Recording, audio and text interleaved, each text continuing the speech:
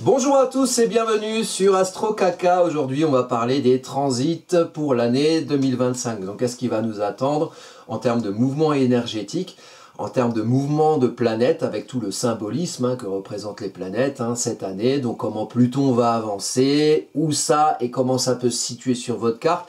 Pluton, l'énergie de transformation. Comment Jupiter va transiter en 2025, énergie d'espace, énergie de pouvoir, énergie de mise en importance. On a, si vous voulez, dans les transits planétaires, donc ici on va parler des transits pour 2025, des transits astrologiques pour 2025, il faut voir ça un petit peu comme une horloge, l'avancée des énergies. On a l'aiguille des heures qui avance moins vite que l'aiguille des secondes. Dans la roue astrologique, on va avoir les planètes lentes qui vont rester plus longtemps sur certains points que les planètes rapides. Les planètes lentes, c'est à partir de Jupiter. Jupiter reste globalement 1 an dans un signe. Ensuite, on a Saturne, 2 ans et demi, on a dans un signe, on a Uranus, 7 ans dans un signe, on a Neptune, 12 ans dans un signe, et on a Pluton, 15 à 20 ans dans un signe. Donc, plus on va loin, et plus les énergies avancent lentement. Et donc, plus sur votre carte astrologique, elles vont rester longtemps, sur un point précis. Par exemple, Pluton, cette année, va vous concerner, donc l'année 2025 va vous concerner, globalement entre 0 degré et 4 degrés, et pas plus. Donc ça signifie par exemple que si vous avez, parce qu'il y a beaucoup de gens qui s'inquiètent, oh là là je suis Verseau, Pluton rentre dans mon signe, ça va tout chambarder, ça va tout transformer, j'ai envie de vous dire pas forcément. Vous n'allez pas forcément être concerné tout de suite puisque Pluton va transiter en Verseau de 2024 à 2044, donc 2025 c'est le début. Pluton est déjà passé plusieurs fois en Verseau, je vous renvoie aux anciennes vidéos que j'ai fait sur le sujet. Il a navigué entre le Verseau et le Capricorne globalement depuis mars 2023. Donc Pluton en Verseau, ça va vous concerner par exemple vos soleils. Je suis Verseau, non, vous êtes Verseau à quel degré, j'ai envie de dire. Il y a 30 degrés, c'est pas pareil, surtout pour les transits. Si vous avez un soleil à 28 degrés du Verseau, les cocos, vous n'allez pas être concerné par le transit de Pluton par exemple. Pluton, il va concerner les personnes, alors sur votre soleil par exemple, ou sur d'autres planètes, si vous avez des placements qui se situent entre 0 degré et 4 degrés cette année. On va voir les mouvements précisément. Pluton, où est le mouvement? C'est en Verseau. Donc Pluton amène à reconsidérer l'énergie du Verseau dans le mouvement de cette année entre 0 et 4 degrés. Pluton en Verseau, ça vient reconsidérer finalement la manière dont on se comprend soi, son individualité, sa part d'originalité, parmi une réalité de l'autour qu'on n'a pas inventée, une réalité concrète des interactions qu'il y a autour de nous. On n'a pas inventé le téléphone, on n'a pas inventé Internet, on n'a pas inventé le monde et la façon dont les gens interagissent autour de nous. Comment on peut transformer la manière de se comprendre dans cette réalité qu'il y a autour de nous et comment on peut aussi transformer la manière de comprendre cette réalité et cette structure interactionnelle autour de nous. Ça par exemple, c'est l'énergie de Pluton. Vous, ça va vous concerner entre 0 et 4 degrés, à peu près globalement. On peut prendre 0 et 5 degrés si vous voulez. 1 degré d'orbe, donc 1 degré d'écart entre votre placement planétaire, que ce soit en Verseau, entre 0 et 5 degrés, ou dans d'autres signes, dans votre thème, c'est déjà beaucoup. Pluton met 1 an à faire 2 degrés, donc voilà, il faut vraiment prendre des degrés précis au niveau des aspects qu'on peut avoir à Pluton. Les aspects, c'est des communications. Pluton est en mouvement en Verseau, fait une communication à d'autres énergies dans votre thème, se met en mouvement dans un endroit de votre thème, et même si vous n'avez pas de planète en Verseau entre 0 et 5 degrés ou 0 et 4 degrés, vous avez une maison. En maison égale, en tout cas, vous avez une maison. Donc c'est un domaine de vie. Est-ce que c'est la maison 5, l'affirmation de soi? Est-ce que c'est la maison 10 qu'on construit dans sa vie sociale? Là où Pluton passe, il y a un mouvement de transformation, mais lent. Parce que Pluton, c'est une lave sous-jacente. Pluton, on s'en rend pas forcément compte. En général, il y a le phénomène éruption volcanique ou tremblement de terre, donc on se rend compte finalement que cette lave sous-jacente met les choses en mouvement dans notre vie et amène à transformer considérablement des choses qu'on comprend de soi dans la réalité de l'autour. Pluton se voit quand il forme un aspect à une de vos planètes, que ce soit une conjonction, il passe dessus, que ce soit un carré, par exemple si vous avez des choses début Taureau ou début Scorpion, voilà, Pluton va venir cette année. Si vous avez des choses au tout début de signe, entre 0 et 5 degrés dans ces signes-là, Pluton va apporter, en plus de son énergie de reconsidération, un mouvement et une nécessité de travail en conscience pour lier les deux énergies aux deux bouts des carrés. Un travail en conscience nécessaire pour pouvoir lier ce que vous avez en taureau et début scorpion, l'ancrage taureau, la vérité scorpion, et la transformation de la manière de se comprendre et d'appréhender l'autour de soi et la réalité des gens et des interactions qu'on a dans l'autour de soi et du monde interactionnel autour de soi. Ça, c'est une énergie, c'est pour Pluton. Alors, vous allez me dire, mais qu'est-ce qui trafique, lui? Il a pas de carte derrière. Qu'est-ce que c'est que cette adresse mail à la con? Alors, cette adresse mail à la con, c'est vilnusmarcel@gmail.com. Vilnus Marcel, c'est mon nom d'astrologue. Alors, pour ceux qui ne savent pas, Vilnus, c'est il dans Vénus et elle dans Mars. Ça correspond à des choses de mon thème.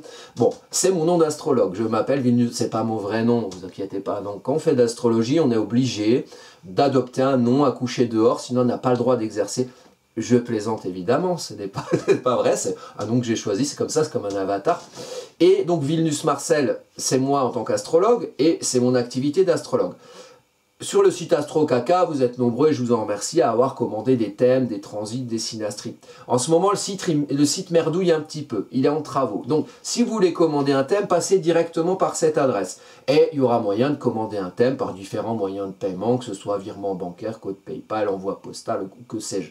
Voilà. Le temps que ce soit réparé, on est en novembre 2025, j'ai bon espoir que très rapidement ça fonctionne, même si je n'ai aucun pouvoir là-dessus, puisque je suis très con techniquement et que je n'y connais rien en informatique. Donc, je vous ai mis cette adresse pour que vous ayez bien le temps de la voir si jamais vous souhaitez commander un thème. Mais évidemment, ici, vous avez accès à l'astrologie de manière gratuite. Donc, on va commencer, enfin, on a déjà un petit peu commencé, et on va regarder la carte de ce qui nous concerne. Donc là, on parlait de Pluton. Pluton, cette année, globalement, ce qui vous concerne, c'est entre 0 et 5 degrés. Mais ça peut vous concerner, comme j'ai dit, en carré, si vous avez des choses début scorpion, ou début scorpion, c'est ici plutôt, et début taureau, ou, voilà, après, Pluton en trigone, à ce que vous avez en début de signe d'air, Gémeaux ou Balance, par exemple, ça reste Pluton.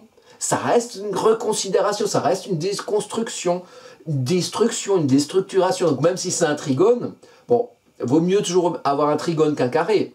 Mais Pluton reste Pluton. Donc faut pas se dire, ah super, j'ai un trigone à Pluton, je vais me transformer en X-Men comme je voulais, voilà, tout va bien se passer dans Pluton, il y a toujours un travail un peu, voilà, remuer un peu ce qu'il y a au fond. Et quand il y a nécessité de remuer ce qu'il y a au fond, on tombe toujours sur 2-3 merdes. Bon, c'est un début d'incarnation, la transformation. Quand vous avez des aspects à Pluton, c'est des moments où vous pouvez potentiellement le vivre, mais attention, Pluton, ça détruit tout, mais lentement, hein. C'est une énergie sous-jacente, c'est pas des choses qui viennent d'un coup.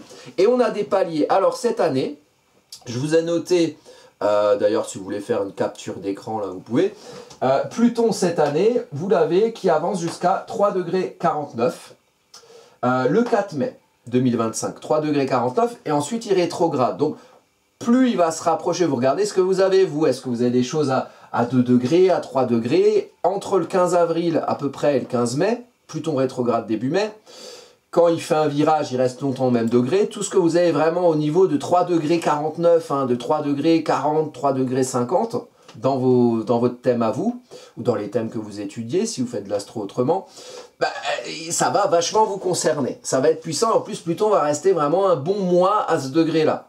Et ensuite, Pluton rétrograde jusqu'à 1,22 degré le 14 octobre. Ce qui signifie que quand Pluton passe, si vous avez des placements à 0 degré, Pluton n'y revient plus cette fois. Il est déjà passé pas mal de fois.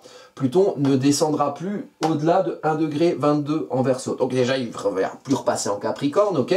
Mais tout ce que vous avez entre 0 et 1 degré, ça ne concerne que la période de 2024 qui va être plutôt en début d'année, en janvier. Après, Pluton va passer son chemin et ne rétrogradera pas au-delà de 1,22 degré le 14 octobre. Et ensuite, il avance à nouveau et on passera tout doucement en 2026.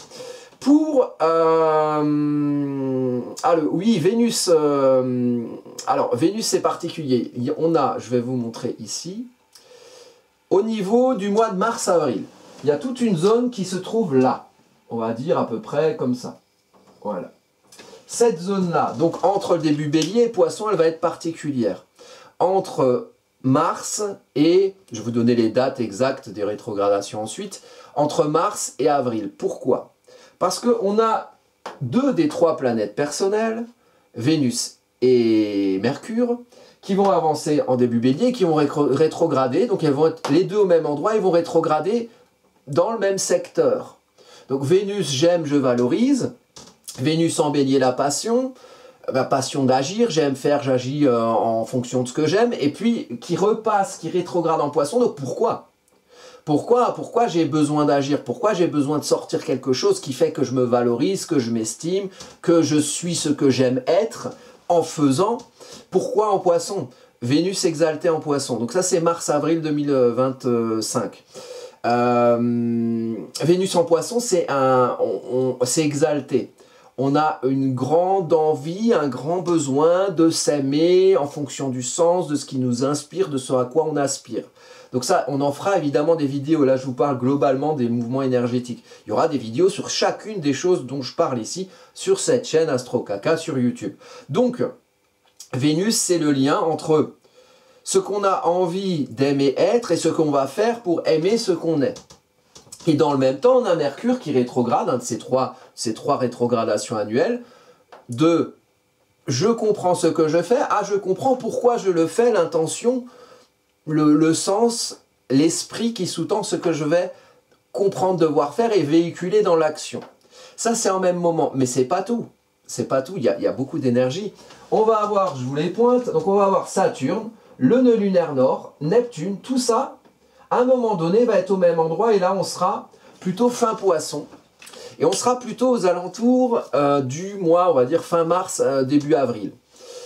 Donc là, on aura une concentration, on aura des conjonctions exactes entre le nœud lunaire nord qui passe en poisson cette année, qui passe en poisson en janvier. Donc le nœud lunaire nord était en bélier de mi-juillet à 2023 à janvier 2024, de janvier 2025. En janvier 2025, on fera évidemment des vidéos sur le passage du nœud nord en poisson. Il avance, alors le nœud lunaire nord avance toujours à reculons, hein, il avance comme ça, il va de là à là. Et donc il va rejoindre Saturne qui lui avance en poisson depuis le 15 janvier, d'ailleurs c'est aujourd'hui, le 15 novembre pardon, 2024, c'est aujourd'hui, le 15 novembre 2024, là Saturne aujourd'hui, du moment où je parle, reprend sa marche directe et avance et va rencontrer le nœud lunaire nord. Et quand Saturne rencontre le nœud lunaire nord, donc l'énergie je construis, je structure, je réalise au nom de ce en quoi je crois, et attention, Saturne en poisson, si on est trop plan sur la comète, Saturne va plomber, nous rappeler à certaines réalités concrètes en termes de réalisation. On ne fait pas tout comme on veut, il y a un monde autour de nous, il y a une réalité. Ici, Saturne incite à construire avec le sens de réalité des responsabilités pour réaliser concrètement quelque chose qui nous inspire de réaliser. Vous regardez ce que vous avez en poisson dans votre thème, fin poisson notamment, vers fin mars 2025. Et donc Saturne et le nœud lunaire nord, qui sont des énergies lentes, vont rencontrer Vénus et Mercure qui sont plus lentes que d'habitude puisqu'elles rétrogradent. Donc ça fait, quand ça rétrograde, ça fait l'essuie-glace comme ça sur un secteur.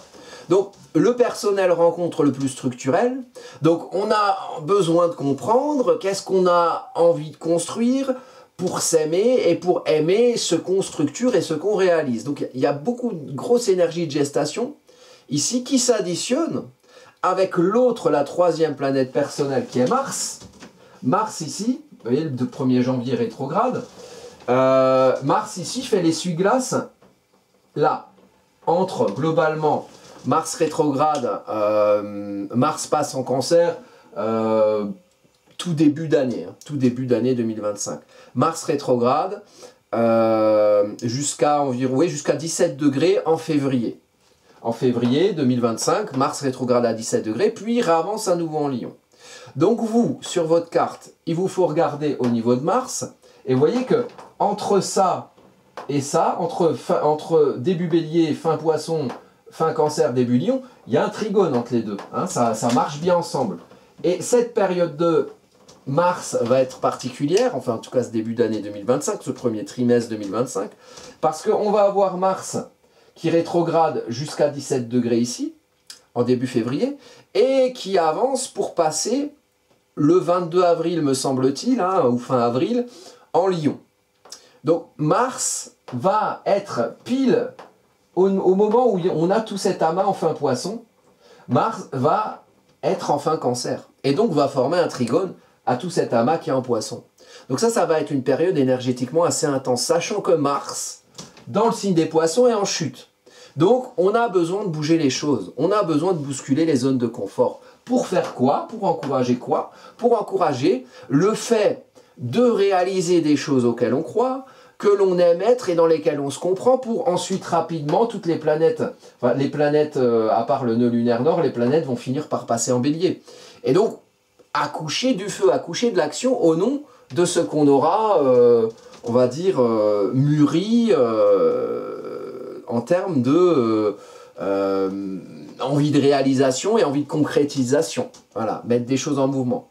On arrive ensuite à Mars qui passe donc en Lion le 22 avril et qui va être le fruit, donc à partir d'avril-mai, le fruit d'une longue gestation en Cancer, puisque Mars est rentré en Cancer en septembre, est passé en Lion de, on va dire, de mi-novembre à janvier début janvier 2025, repasse en Cancer, donc une longue gestation. C'est un peu l'effet des voitures, les petites voitures là, où on tourne les roues en arrière et puis après, fou, on les fait démarrer. Il y a force d'inertie ou je ne sais pas quoi. Bon, là du coup, vous voyez que c'est intéressant cette période-là. On va en parler dans plusieurs vidéos à mon avis. Donc ça c'est fin mars, avril 2025, pour accoucher d'un Mars qui passe enfin définitivement, puisqu'il y a un court passage en novembre, mi-novembre à janvier 2025 en Lion, passe enfin en Lion, fruit de tout ce qui aura été reconsidéré avec un Mars en chute en Cancer. Bon, ça c'est une période importante. Alors, donc je vous donne les dates, on a Vénus qui rétrograde du Bélier au Poisson du 9 mars au 17 avril.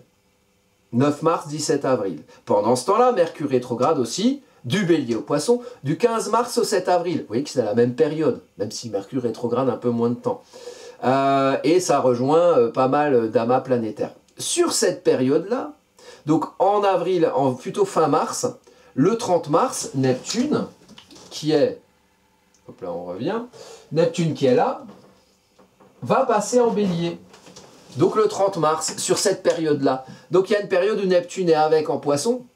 Neptune est depuis 2012 en Poisson. Énergie lente. Elle passe en Bélier. Énergie d'accouchement.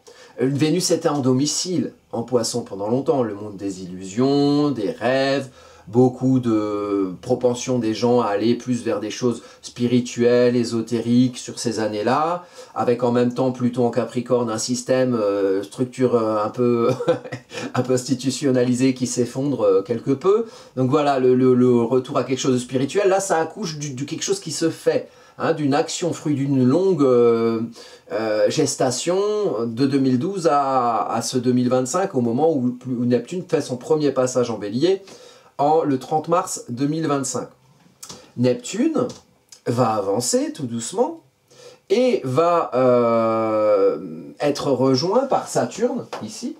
Donc Saturne va passer en Bélier à partir, alors j'ai noté la date, alors à partir du 25 mai. Voilà. Et il repasse en Poisson le 1er septembre. Neptune repasse en Poisson le 22 octobre.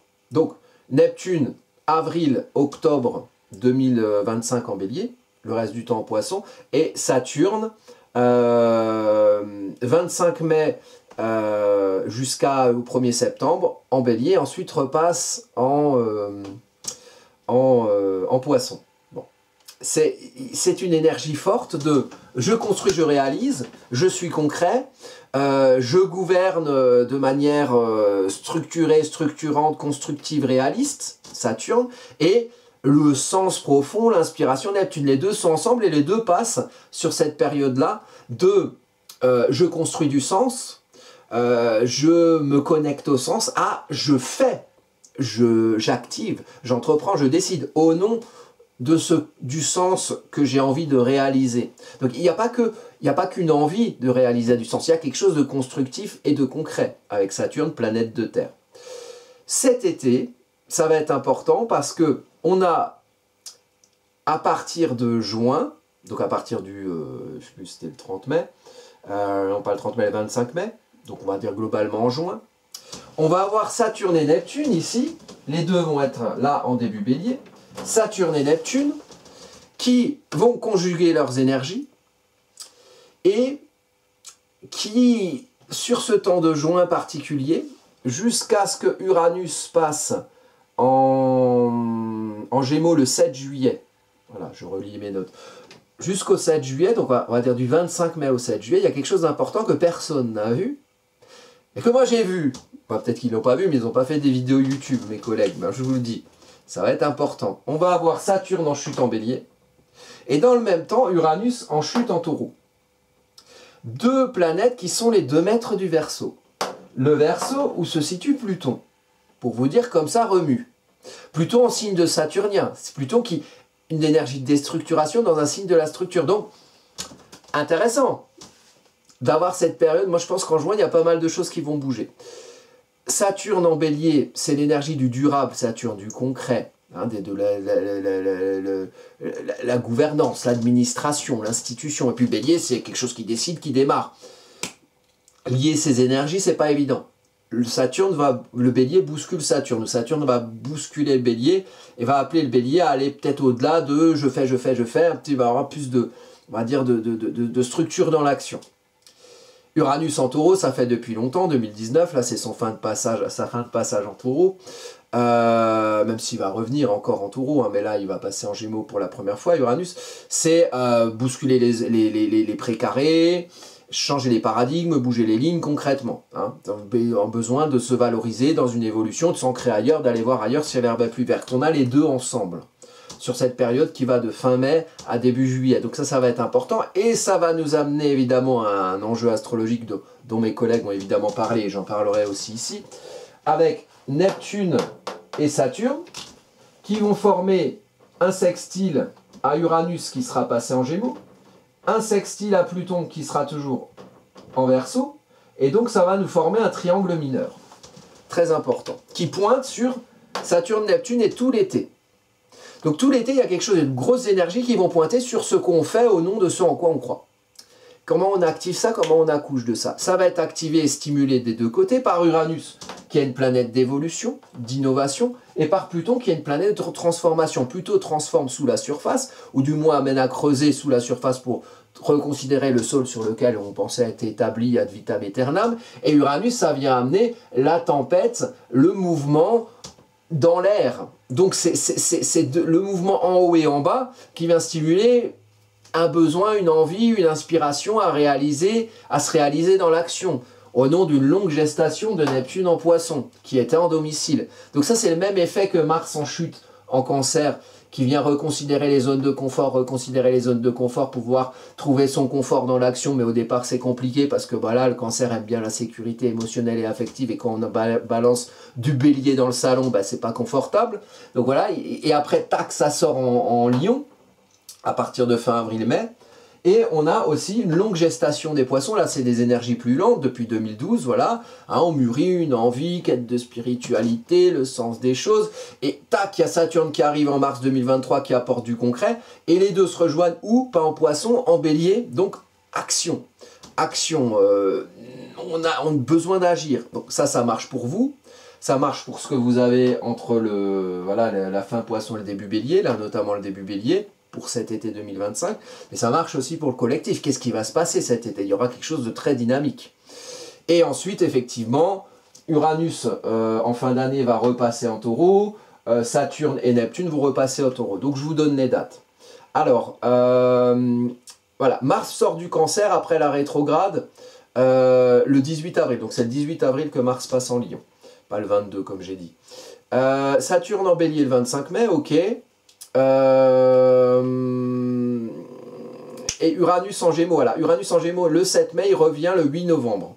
Donc globalement, à partir de la fin d'année, à partir de la rentrée de septembre, on va avoir toutes les planètes qui sont passées l'été dans un signe différent, c'est-à-dire Neptune et Saturne en Bélier vont repasser en Poisson.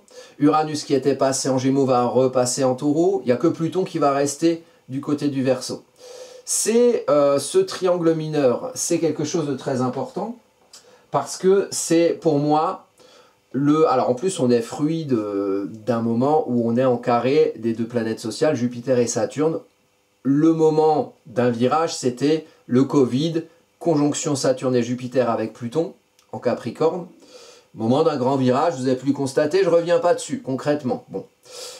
Pour moi, la fin de ce virage, c'est cet aspect-là, Saturne-Neptune, en double sextile à Uranus en Gémeaux et à Pluton en Verseau.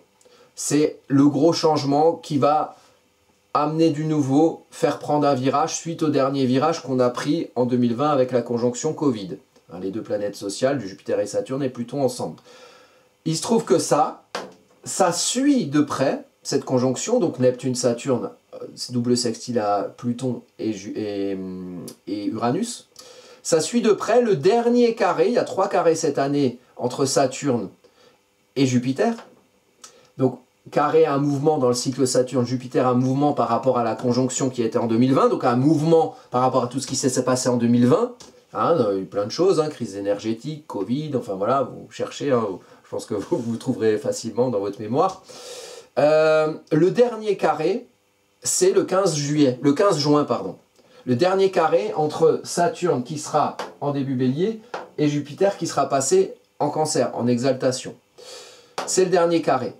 Et donc, après ce dernier carré, on a cette conjonction Jupiter-Saturne en sextile à Uranus en Gémeaux et à Pluton en Verseau.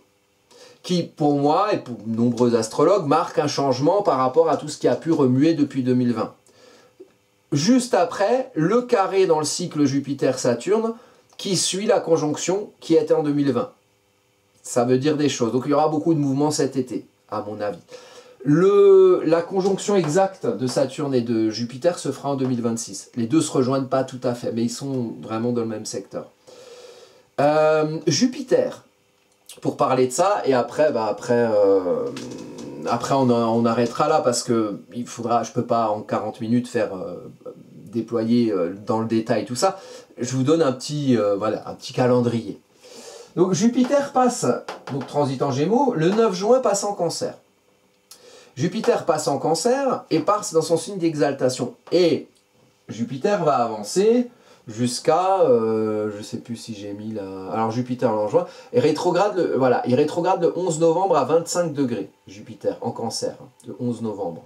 Donc Jupiter avance ici jusqu'à 25 degrés, rentre en Cancer le 9 juin.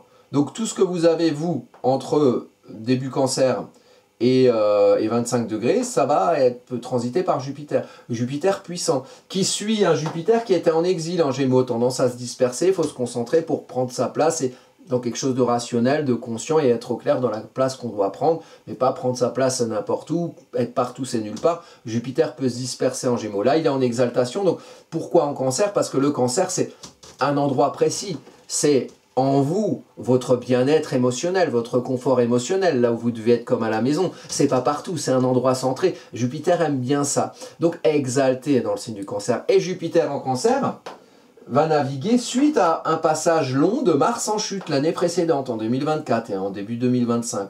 Donc l'exaltation qui suit la chute, donc tout ce qui aura été remué, là où vous avez le Cancer dans votre thème, entre la rentrée de septembre 2024 et fin avril 2025, ça va être confirmé par Jupiter qui va amener une amplification fruit de ce qui aura été reconsidéré pendant la période où Mars était dans le signe du Cancer en chute. L'exaltation suit la chute, c'est puissant. De chute, c'est oh là là, ça va, oh là, je suis bousculé, et puis l'exaltation, oh, c'est presque trop, tellement c'est bien. Voilà. Donc, grosse période d'expansion qui suit beaucoup de mouvements. Bon, voilà un petit peu une quantification de ce qu'on peut voir. Et donc on verra toutes ces cartes derrière là, qu'il y a là, sur la spécification et la définition des énergies en vigueur pendant ces différents mouvements que je décris ici. 2025, en gros, on a quelque chose qui est encore une gestation en début d'année. Jusqu'à ce que Mars passe dans le signe du Lion en fin avril. Il y a quelque chose qui confirme et affirme un mouvement à partir du moment où Jupiter passe en Cancer le 9 juin, où le dernier carré se fait le 15 juin entre Mars et Saturne, où Saturne et Uranus vont être en chute de fin mai au 7 juillet, et puis quelque chose qui affirme un mouvement l'été, avec la conjonction très dynamique, Neptune-Saturne, sextile Uranus en Gémeaux, et sextile Pluton en Verseau. Voilà. Donc, Pour ce qui vous concerne, regardez beaucoup cette année ce qui a enfin Poisson début Bélier. Ce qui se passe pour le début d'année surtout entre, on va dire, 17 degrés du Cancer et début Lion. Jupiter, à partir du 9 juin, passe en Cancer, donc le Cancer va être mis en importance. Tout ce qu'il y a évidemment entre 0 et 5 degrés avec Pluton. Et après, sur tout ça, et puis Saturne, voilà, Saturne, ce sera aussi plutôt fin Poisson, début Bélier. Voilà, là, il faut que vous yeuxtez sur votre thème, qu'est-ce que ça donne et qu'est-ce qu'il y a, et comment les énergies que je décris ici vont activer un mouvement. Une météo du ciel incitative au mouvement, ou du moins les énergies de ces planètes qui vont, par les énergies qu'elles représentent, activer des choses chez vous à ces endroits-là. Très haut et feu. Hein. Poisson, Bélier, Cancer, Lion, et une stimulation par le début Verseau et le début Gémeaux. Donc c'est quelque chose d'assez... voilà, on sort... Il y a de l'action qui est le fruit d'une gestation. C'est beaucoup ça cette année. Donc moi je vous souhaite à tous une très belle année 2024. Si vous n'avez pas bien vu au début, je vous remontre mon adresse mail. Il gave avec ça. Voilà, vilnusmarcel@gmail.com. Si vous avez des questions, hein, je réponds beaucoup aux personnes juste parce que voilà, ils se posent des questions sur des choses. Après pour les commandes de thèmes, pour le moment, privilégiez cet accès-là. Parce que bah, voilà, le site il va être réparé bientôt, mais pour l'instant c'est vrai qu'il merde un petit peu. Astrocaca.fr hein, qui continue d'exister évidemment, vous pouvez aller dessus pour voir les prestations que je propose notamment. Et les consultations ça marche toujours, donc les consultations vous pouvez prendre une consultation directement sur le site astrocaca.fr hein, pour voilà, si vous voulez me voir en rendez-vous ou faire un cours en visio ou même acheter un cours qui est en ligne, des vidéos et des supports écrits. Voilà, mais je vous remercie pour votre attention, je vous souhaite une très belle année 2025, je vous dis à bientôt.